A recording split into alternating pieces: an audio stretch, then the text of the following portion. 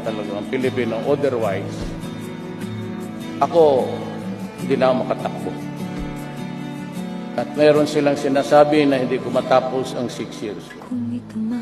Yung iba sabi nila, magkudita ako. Yung sabi iba mga taga-Amerika, lahat ng Pilipino sa Amerika magpunta doon sa Manila kasi, sige, mag-uwi ang lahat ng Pilipino.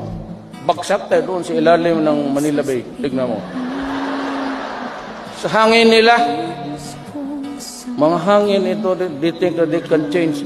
Who are you to change the choice of the people? But parang ako, sabi ko nga, huwag niyo akong takutin. Because I became president, ay almost a miracle to me. At least sabi ninyo, ay pera yan, terorismo. Well, you're entitled to your own opinion. But you guys, you were living witnesses to what transpired during the last election. That's destiny.